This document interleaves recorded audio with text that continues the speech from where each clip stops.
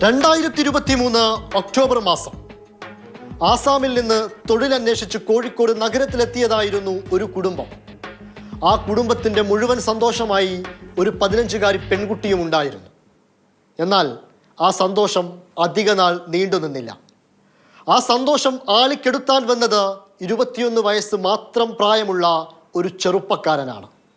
അവൻ അവളോട് ചെയ്തതത്രയും ഞെട്ടിപ്പിക്കുന്ന ക്രൂരതയുമാണ്.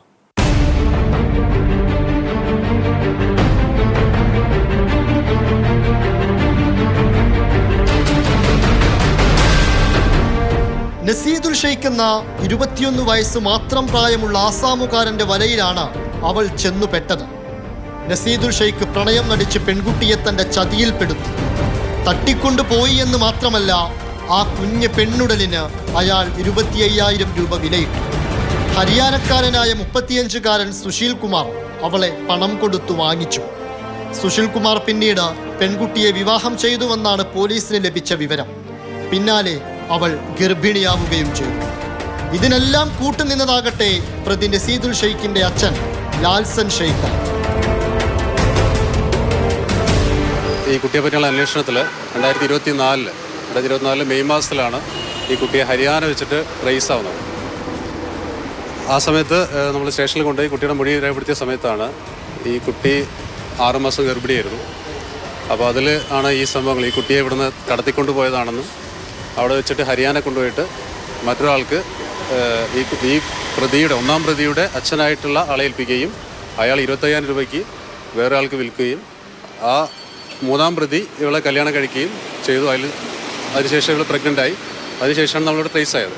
അതിനുശേഷം നമ്മളിവിടെ മനുഷ്യക്കടത്തിനും അതുപോലെ കിഡ്നാപ്പിങ്ങിനും പോക്സോ പ്രകാരം നമ്മൾ കേസ് രജിസ്റ്റർ ചെയ്തു.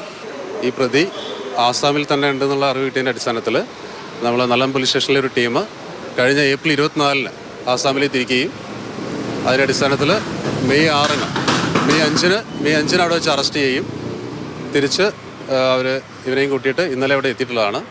ഈ പ്രതിയെ സംബന്ധിച്ച് ഇതുപോലുള്ള പല കണക്ഷൻസ് ഫോണിലൂടെ ഈ പെൺകുട്ടികളെ പ്രലോഭിപ്പിക്കുന്ന ഒരു പരിപാടി ഉണ്ടെന്നുള്ളത് വിവരം കിട്ടിയിട്ടുണ്ട്. 2-ാം പ്രതിയായിട്ടുള്ളത് ഇവൻ്റെ അച്ഛൻ തന്നെയായിട്ട് ലാൽസൻ ഷെയ്ഖ് എന്ന് പറഞ്ഞ ആളാണ്. ലാൽസൻ ഷെയ്ഖ്.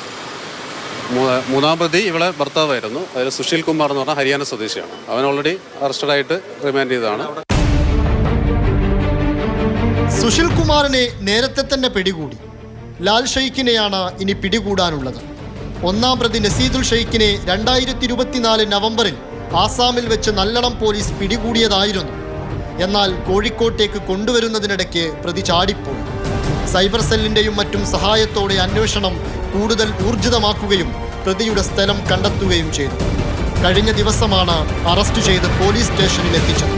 കോടതിയിൽ ഹാജരാക്കി റിമാൻഡ് ചെയ്തു.